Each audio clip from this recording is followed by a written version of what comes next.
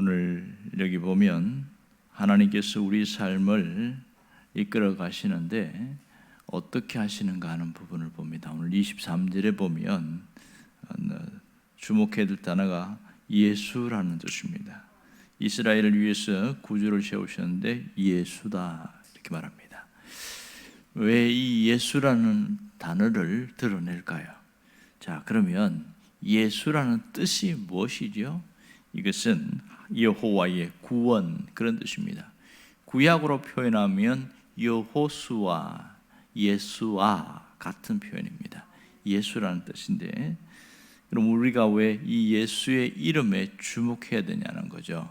왜 예수 이름이 중요합니까?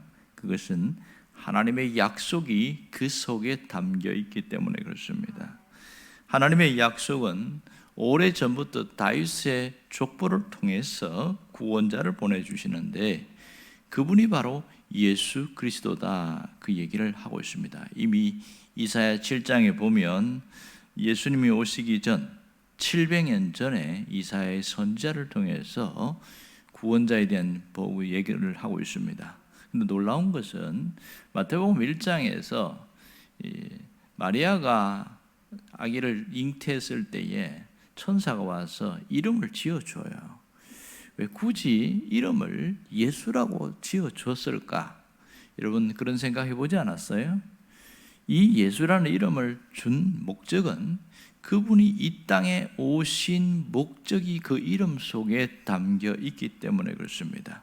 그러니까 목적성, 이 땅에서 어떤 삶을 살 것인가는 목적성 때문에 그렇습니다. 마태복음 1장 21절에 보면 그랬잖아요. 아들을 낳으리니 그 이름을 예수라 하라. 그러면서 해석을 해놨어요. 뭐라고 해석하냐면 이는 그가 자기 백성을 그의 죄에서 구원할 자였음이라. 그러니까 예수라는 이름은 구원이라는 단어와 연결된 것을 알 수가 있지요. 사실 예수님은 이 땅에 오셨지만 인간과 신적 존재가 뒤섞인 것이 아니라 죄가 없는 존재이시다는 것을 알 수 있습니다. 놀라운 것은 이 땅에 오셔서 모든 죄의 문제를 해결할 수 있었던 것은 단순히 인간의 몸만 빌려서 왔기 때문에 이것이 차이가 있는 것을 알 수 있죠.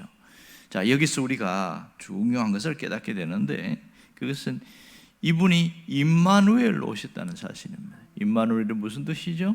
하나님이 우리와 함께 하신다 그런 말이잖아요.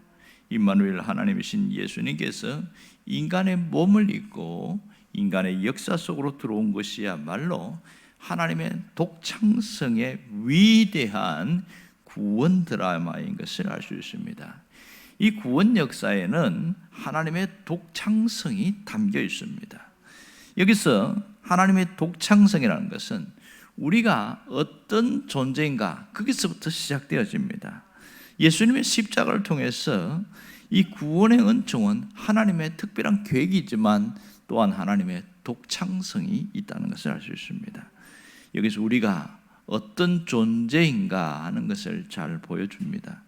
우리는 하나님의 독창성이 빚어낸 독창적인 작품이라는 것을 잘 깨닫게 되어지지요.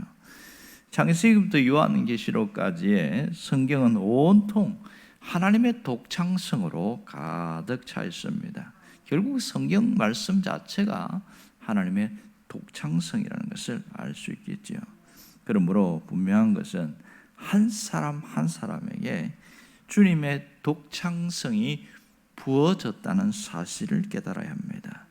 하나님 말씀인 성경을 통해서 하나님의 독창성을 확인할 수 있다면 우리가 얼마나 귀중한 존재인지를 깨닫게 되어집니다. 독창적인 하나님께서 우리를 아무렇게나 창조한 게 아니에요. 무의미하게 창조한 것이 아니고 하나님이 개개인을 창조하실 때는 굉장한 신경을 썼다는 것을 알 수가 있습니다. 여러분, 한 사람 한 사람에게 주님의 독창성이 있다는 말이 무슨 말입니까? 같은 사람은 단 한 명도 없다는 것이죠. 화가도 그림을 그리면서 사람 인물을 그리는 자기의 주관적인 해석이 들어가기 때문에 비슷합니다. 초상화를 그려도 거의 비슷한 것들이 섞이는 게 많아요. 그런데 이 땅의 60억의 인구 중에는 똑같은 사람이 없습니다. 일란성 쌍둥이도 어디가 달라도 다르게 만드셨어요. 이것이 하나님이 개개인을 만들 때에 독창성을 갖고 만드셨다, 그걸 보여줍니다. 그 하나님의 독창성은 구속 사역에도 여전히 드러나고 있습니다. 십자가를 통해서 주님이 우리에게 보여준 이 구원의 위대한 드라마는 누구도 흉내낼 수 없는, 아무도 따라올 수 없는 놀라운 일입니다. 그러니까 우리가 하나님의 자녀가 되었다는 것은 하나님의 놀라운 독창성 속에서 이루어진 일이다, 이걸 알 수 있습니다. 그러면 성경에 나타난 수많은 사람들을 가만히 보십시오. 그들에게는 공통점이 있습니다. 하나님의 독창성을 가지고 만들어진 자들이기 때문에 그걸 깨달은 사람들은요, 다른 사람을 부러워하거나 흉내내는 그런 삶을 살지 않았습니다. 한결같이 자기 삶에 충실한 삶을 살았어요.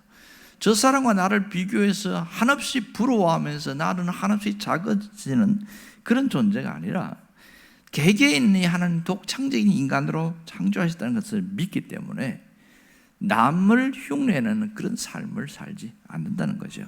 진짜 믿음은 여기에 있습니다. 각자 자기의 삶을 살아가는 것, 이게 얼마나 대단한 일인지 몰라요. 성경의 인물들도 가만히 보면 우리가 다윗을 굉장히 높이잖아요. 다윗이 전쟁 나갈 때 가만히 보세요. 그가 17살에 대략 17살 소년 때에 골리앗과 싸울 때 이 전쟁을 보내니까 이 사울이 뭘 보내냐면 자기가 입었던 갑옷을 벗어주고 투구를 씌워주고 긴 칼을 채워줍니다. 그런데 성경에 보면 이 갑옷이 질질 끌리는 거예요. 칼이 질질 끌리는 거야. 너무 안 맞아. 사울은 키가 일반 사람보다 어깨 위나 크니까 얼마나 덩치가 큽니까? 안 맞는 게 당연하죠. 그래서 다윗이 한 것은 이 갑옷 투구 다 제쳐버리고 그냥 갔어요. 목동의 신분으로 그냥 갔어요. 그렇게 해서 저 소래 골짜기 아니죠, 골짜기에서 내려가다가 조약돌 5개 주워가지고 그냥 갑니다. 그리고 작대기 하나, 우리가 지팡이 들고 가니까 이 블레셋에 있는 골리앗이 화가 났어요. 칼을 들고 오는 게 아니고 지팡이 하나 들고 오는 거 보고 열받은 거죠. 세상에 덩치가 작은 것도 그거는 이해할 수 있어요. 근데 싸우러 오면서 지팡이 들고 오는 거 보고 너무너무 화가 나서 네가 나를 괴로 여기냐 막 이러면서 내가 너를 갈기갈기 찢어 죽이겠다, 분노하는 그런 모습 나옵니다. 자, 여기서 보면 다윗은 남들의 흉내내지 않았습니다. 갑옷이 중요하지만 그거 안 맞으니까 벗어버렸어요.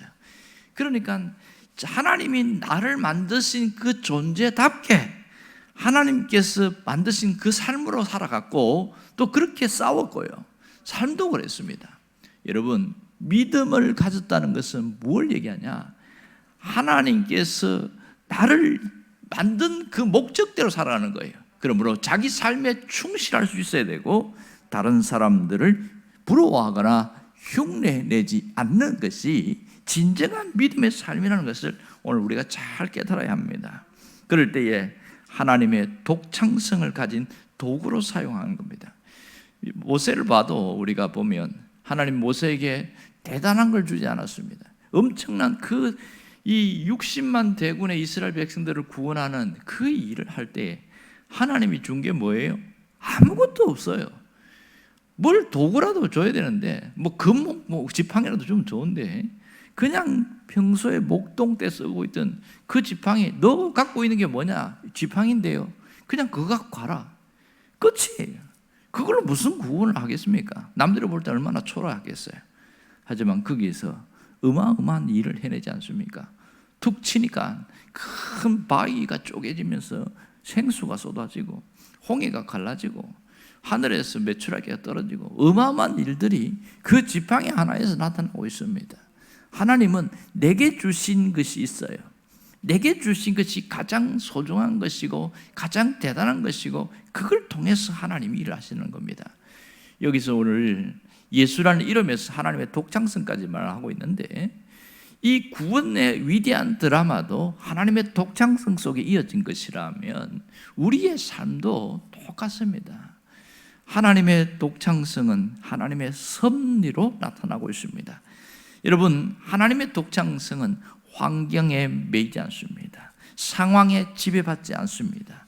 그러므로 하나님은 하나님이 일을 하는데 우리를 통해서 하기를 원합니다. 우리가 남들을 부러워하거나 또 흉내내는 그런 삶이 아니라 나는 나답게 하나님이 만드신 사람답게 살아가라는 거예요. 그것이 굉장히 중요한 것이고, 그 일을 할 때에 그것은 그 사람에게는 온전히 하나님 일을 하다가 온 사람이다, 이렇게 이야기하고 있습니다. 정말 중요한 것은 하나님을 믿는 믿음 안에 살아가는 거예요. 이게 하나님의 독창성을 붙들고 살아가는 사람의 모습입니다.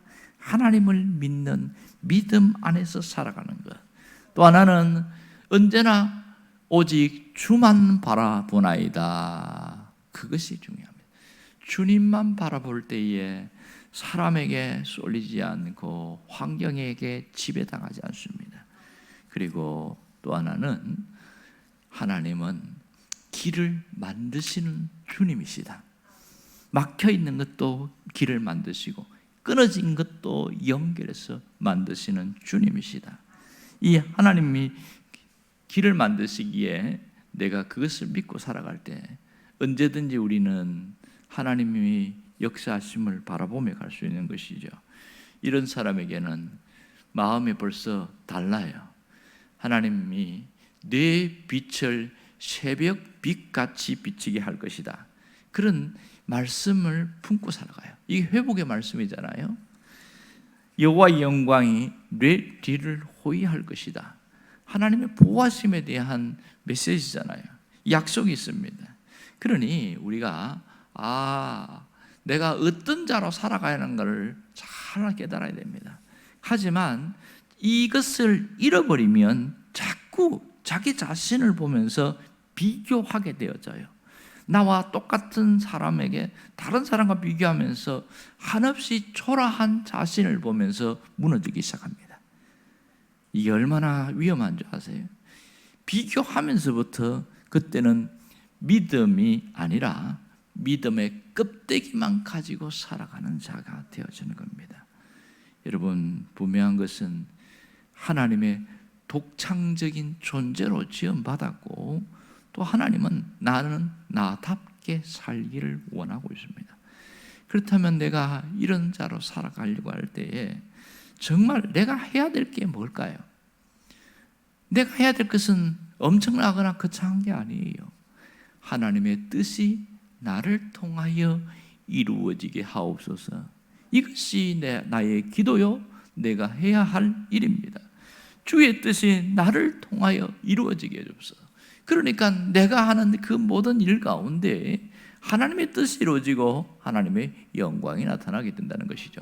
그 일을 위해서 우리에게 막혀있는 것을 하나님이 뚫어주시기도 하고, 또 없는 것을 하나님이 채워주기도 하고, 모든 어려움을 하나님이 역경을 딛고 나가게 하시고, 그 모든 것은 뭐 하기 위해서입니까? 하나님의 뜻을 나를 통하여 이루기 위해서입니다. 이걸 깨닫는다면 기도가 달라지겠지요. 기도가 어떻게 달라져요? 주의 뜻이 이루어지게 해주옵소서. 뜻이 하늘에서 이루어진 것처럼 오늘 나의 삶을 통하여 이루어지게 해주옵소서. 이런 기도가 나오지 않을까요? 그러니 우리는 삶이 날로 새로울 수밖에 없습니다. 왜요? 오늘 하루의 삶은 주의 뜻을 이루어가는 삶을 살기 때문입니다. 여러분이 이러한 은혜 속에서 새로워지기를 주의 이름으로 축원합니다. 기도하겠습니다.